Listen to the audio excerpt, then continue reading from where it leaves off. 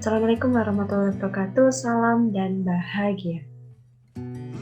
Perkenalkan, saya Putri Alwiah, NIM 2019-15-319. Saya dari kelas 6C.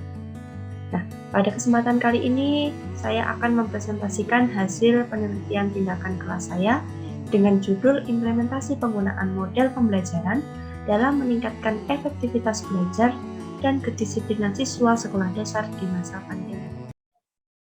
Yang pertama, munculnya virus COVID-19 pada tahun 2020 menyebabkan dampak luar biasa. Hampir terjadi di semua bidang, salah satunya adalah bidang pendidikan. Dengan adanya virus COVID-19, menjadikan kegiatan pembelajaran berubah dari yang tatap muka menjadi pembelajaran jarak jauh. Namun, dalam keadaan seperti ini, guru harus menjalankan kewajibannya sebagai pendidik, di mana guru harus memastikan siswanya dapat memperoleh informasi atau ilmu pengetahuan untuk diberikan kepada siswa, menurut Aulia 2020.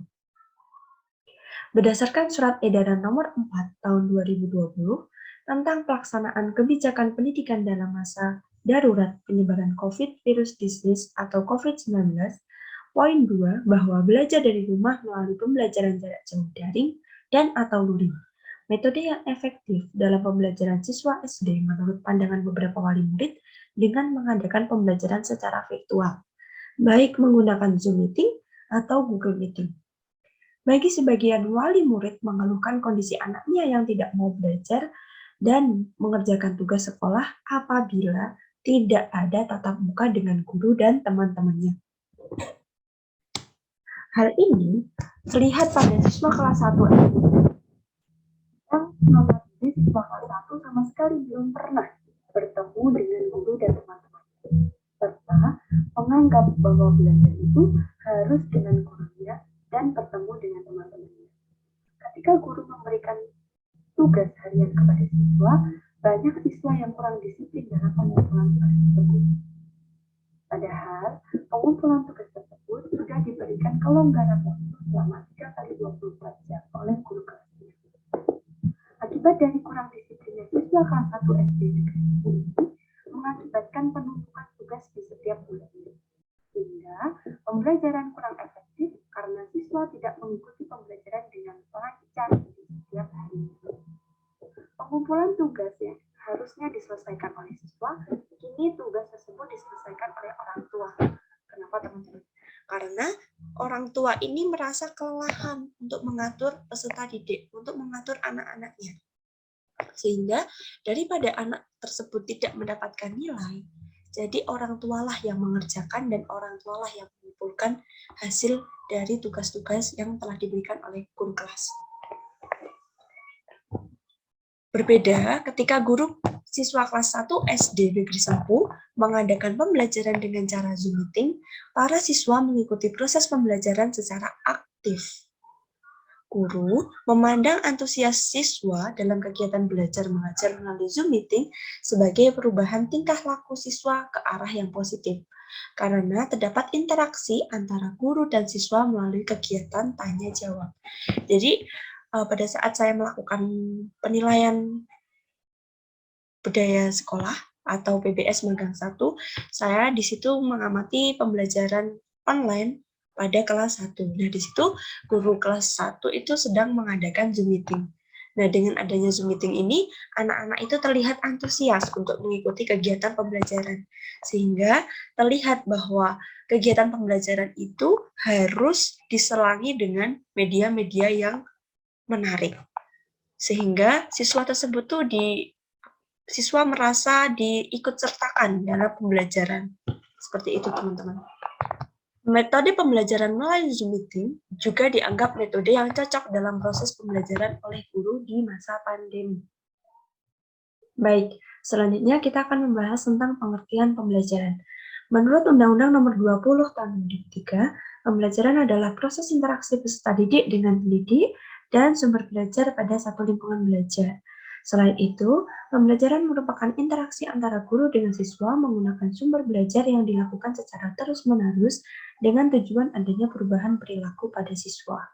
Mengacu pada kurikulum 2013, pembelajaran sendiri terpusat pada siswa. siswa dijadikan sebagai subjek belajar dalam kurikulum 2013. Harapannya, siswalah yang aktif dalam mencari berbagai sumber belajar yang ada. Tugas guru hanyalah sebatas memfasilitasi siswa dalam belajar. Kurikulum 2013 tidak membenarkan apabila guru melakukan transfer ilmu secara terus-menerus tanpa adanya interaksi dengan siswa. Selanjutnya kita akan membahas tentang tahapan pembelajaran. Yang pertama, tahapan pembelajaran itu harus direncanakan. Perencanaan pembelajaran memiliki beberapa karakteristik.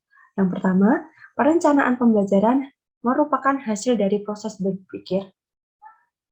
Artinya, suatu perencanaan pembelajaran disusun tidak asal-asalan, akan tetapi disusun dengan mempertimbangkan segala aspek yang mungkin dapat berpengaruh, di samping disusun dengan mempertimbangkan segala sumber daya yang tersedia, dapat memberi dukungan terhadap keberhasilan proses pembelajaran.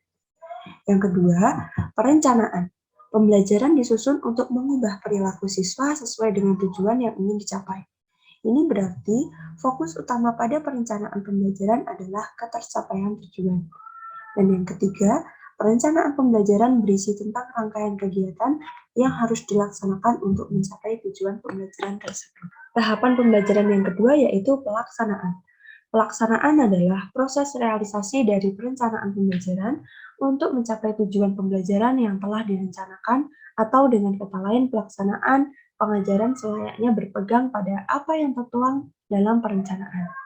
Sehingga pelaksanaan ini harus sesuai dengan apa yang direncanakan. Proses pengajaran itu dilandasi oleh prinsip-prinsip mendasar yang akan menuntun apakah pengajaran itu berjalan secara wajar dan berhasil. Tahapan pembelajaran yang ketiga yaitu evaluasi. Evaluasi adalah proses untuk mendapatkan data dan informasi yang diperlukan dalam menentukan sejauh mana dan bagaimana pembelajaran yang telah berjalan agar dapat membuat penilaian dan perbaikan yang dibutuhkan untuk memaksimalkan hasil belajar. Jadi, pada tahap evaluasi ini untuk dijadikan tolak ukur sejauh mana sih keberhasilan dari proses kegiatan belajar mengajar di dalam kelas. Sehingga proses evaluasi atau tahapan evaluasi ini perlu dilakukan. Pembelajaran daring. Saat pembelajaran daring seperti kondisi yang saat ini atau pada kondisi COVID-19 seperti ini, siswa ini diberikan materi berupa rekaman video atau slideshow dengan tugas mingguan yang harus diselesaikan dengan batas waktu yang telah ditentukan. Pembelajaran daring memiliki kelebihan. Siswa mampu menentukan sikap sendiri pada saat belajar atau self-regulate learning. Adapun sistem pembelajaran daring dilaksanakan dalam berbagai bentuk pembelajaran yang ada, yang pada dasarnya membutuhkan ketersediaan berbagai sumber belajar. Pola pembelajaran ini mencakup penyelenggaraan program pembelajaran melalui pendidikan tertulis, bahan cetak atau modul, radio, audio atau video, TV, berbantuan komputer, dan atau multimedia melalui jaringan komputer. Sehingga sistem pembelajaran daring ini harus dilengkapi dengan media-media tersebut. Karena terbatasnya ruang, sehingga kita harus memaksimalkan penggunaan media tersebut agar kegiatan belajar mengajar tetap lanjutkan. Penyelenggaraan pembelajaran daring. Hal utama yang harus dilakukan guru dalam pembelajaran adalah menyiapkan materi dan menyusun materi yang sesuai. Materi pembelajaran berasal dari indikator pencapaian kompetensi, sehingga rangkaian materi yang disampaikan guru mampu menetapkan standar isi pada kurikulum 2013. Untuk mempermudah proses pembelajaran, maka penggunaan media dalam pembelajaran daring harus tetap diperhatikan. Pendekatan dan metode pembelajaran harus berdasarkan kebutuhan virtual, karena tidak semua metode konvensional dapat digunakan dalam pembelajaran daring, sehingga perlu dilakukan modifikasi terlebih dahulu. Bahkan, bahan belajar harus dijamin sampai mana sasaran peserta didik sebelum waktu digunakan. Nah, berdasarkan penelitian tindakan kelas kali ini, saya mengacu pada referensi penelitian yang relevan hampir sama yang telah dilakukan sebelumnya. Yang pertama, hasil penelitian Ria Yunitasari dan Umi Hanifah tahun 2020 yang berjudul Pengaruh Pembelajaran Daring Terhadap Minat Belajar Siswa pada Masa COVID-19 menunjukkan bahwa minat belajar siswa dalam model pembelajaran daring kurang baik daripada dengan menggunakan model pembelajaran konvensional atau luring. Penelitian yang kedua yaitu hasil penelitian Wahyu Aji Fatmadewi tahun 2020 yang berjudul Dampak COVID-19 terhadap implementasi pembelajaran daring di sekolah dasar. Menunjukkan bahwa dampak COVID-19 terhadap implementasi pembelajaran daring di SD dapat terlaksana dengan cukup baik apabila adanya kerjasama antara guru, siswa, dan orang tua dalam belajar di rumah. Nah, penelitian yang relevan yang ketiga yaitu hasil penelitian Andri Anugrahana tahun 2020 yang berjudul Hambatan Solusi dan Harapan Pembelajaran Daring selama masa pandemi COVID-19 oleh guru sekolah dasar, menunjukkan bahwa fungsi pembelajaran daring terhadap guru dapat membuat guru menjadi melek teknologi karena adanya tuntutan penggunaan teknologi selama pembelajaran daring. Berdasarkan rumusan masalah, dapat diambil hipotesa bahwa penerapan model pembelajaran blended learning menggunakan aplikasi Zoom Meeting dan tugas terstruktur di setiap minggunya dengan langkah pembagian jadwal pembelajaran yang pasti dilakukan seperti jadwal Zoom Meeting dilaksanakan di hari Senin, Rabu, dan Jumat tanpa adanya tugas terstruktur. Sedangkan jadwal luring dengan pengajaran tugas terstruktur pada hari Selasa, Kamis, Sabtu, dengan mengumpulkan tugas ke sekolah di hari Senin minggu depan. Hal ini dapat meningkatkan minat belajar siswa kelas 1 dan 3 SD Negeri Sempu, Sleman, sehingga tujuan pembelajaran dapat tercapai dan pembelajaran dapat dilaksanakan secara efektif dan optimal. Selanjutnya, di bab 3 ada metodologi penelitian, tempat dan waktu. Penelitian ini saya lakukan di kelas 1 dan 3 SD Negeri Sempu, Wedo Martani, Ngeplak, Sleman, dengan jumlah siswa 50 orang, 20 siswa laki-laki dan 30 siswa perempuan. Waktu penelitian dilaksanakan pada semester ganjil tahun ajaran 2021. Yang kedua, ada populasi dan sampel. Populasi adalah wilayah generalisasi terdiri atas objek dan subjek, di mana memiliki kualitas dan karakteristik tertentu yang ditetapkan oleh peneliti untuk dipelajari. Menurut Sugiono 2011, halaman 80. Berdasarkan pendapat ahli tersebut, peneliti mengambil populasi dari SD Negeri Sempu Sleman. Sampel peneliti sebanyak 8 dengan 4 guru kelas dan 4 dari siswa SD kelas 1 dan 3. Adapun teknik pengumpulan sampel yang digunakan yaitu random sampling. Random sampling itu apa? Random sampling itu berarti masing-masing anggota populasi memiliki peluang yang sama dan kesempatan yang sama untuk menjadi sampel. Metodologi penelitian yang ketiga adalah pendekatan dan jenis penelitian. Jenis penelitian yang digunakan peneliti yaitu metode penelitian kualitatif. Penelitian kualitatif bersifat deskriptif dan cenderung menggunakan analisis. Pendekatan kualitatif digunakan dalam peneliti ini guna mendeskripsikan model pembelajaran daring yang cocok untuk meningkatkan efektivitas belajar siswa dan kedisiplinan siswa pada masa pandemi COVID-19 di SD Negeri Sempu Sleman. Pendekatan kualitatif deskriptif dianggap lebih efektif digunakan dalam penelitian ini karena pendekatan ini dapat digunakan untuk menggali data secara mendalam. Penelitian ini bertujuan untuk mendeskripsikan mengenai hasil penelitian yang membahas tentang pengaruh model pembelajaran daring terhadap efektivitas dan kedisiplinan siswa pada masa pandemi COVID di sekolah dasar. Metodologi yang keempat yaitu data dan sumber data. Data yang diperoleh dari wali kelas 1 dan 3 SD Negeri Sempu berupa opini secara individual berdasarkan jawaban hasil wawancara dengan peneliti. Setelah itu, data dikumpulkan sesuai yang diinginkan oleh peneliti. Selain sumber data hasil wawancara, guru bisa juga data dari hasil dokumentasi berbagai literatur berupa buku, jurnal, artikel, ataupun yang berkaitan dengan penelitian. Terdapat dua sumber data dalam penelitian ini, yaitu data primer dan data sekunder. Data primer berasal dari narasumber, yaitu guru serta siswa kelas 1 dan 3 SD Negeri Sempu. Data sekunder dalam penelitian ini berupa arsip, data tertulis, dan dokumen yang digunakan sebagai penguat data yang telah didapat sebelumnya. Selanjutnya, teknik pengumpulan data. Nah, pada kali ini, penelitian tindakan kelas kali ini, saya menggunakan teknik pengumpulan data dengan dua cara, yaitu wawancara dan dokumentasi.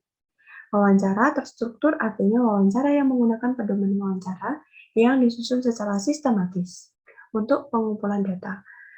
Nah, peneliti melakukan kegiatan wawancara dengan guru kelas 1 dan 3 SD Negeri Sempu pada saat pengenalan budaya sekolah atau magang 1. Guru memberikan data-data yang mendukung bagi proses berlangsungnya penelitian. Teknik pengumpulan data yang kedua yaitu dokumentasi. Dokumen yang dibutuhkan yang berhubungan dengan pengaruh model pembelajaran daring yang dilakukan guru kelas 1 dan 3 SD Negeri Sempu.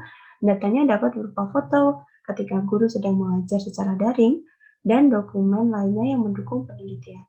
Data ini digunakan untuk melengkapi data sebelumnya yang belum lengkap atau sebagai data pendukung. Selanjutnya kita akan membahas tentang teknik analisis data pada penelitian tindakan kelas pada kali ini.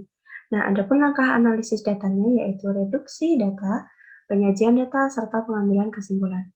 Reduksi data adalah kegiatan merangkum hal-hal pokok dan memfokuskan kepada titik yang dianggap penting, kemudian dicari tema polanya. Dengan demikian, data akan memberikan gambaran yang lebih jelas, sehingga penulis tidak kesulitan dalam mengumpulkan data selanjutnya. Yang kedua yaitu penyajian data. Setelah data direduksi, kemudian dilakukan penyajian data.